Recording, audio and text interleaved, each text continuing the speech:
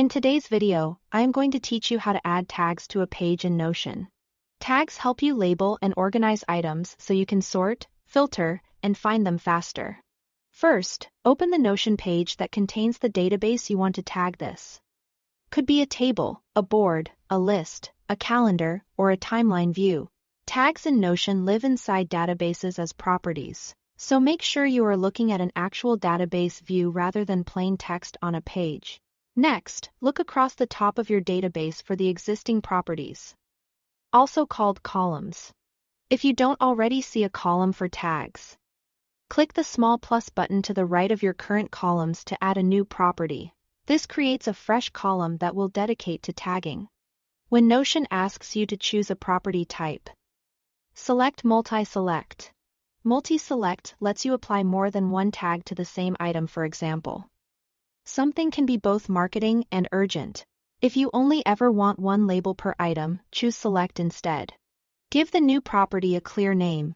Tags is a common choice, but categories or topics work just as well. Consistent naming keeps your team and future self on the same page.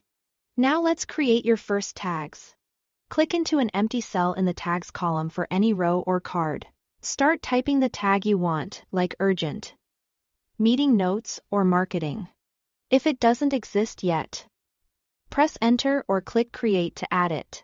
Notion will both create the tag and apply it to that item at the same time. To tag other items, click in their tags cell. You'll see a drop-down of existing tags you can select. With Multi-Select, you can add several tags by clicking each one. If you need a brand new tag on the fly, type its name and confirm to create and apply it immediately. To keep your system tidy, customize your tags.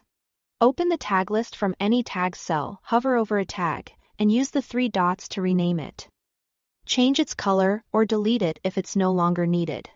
Color coding can make scanning your database much faster. That's all it takes to add and manage tags in Notion.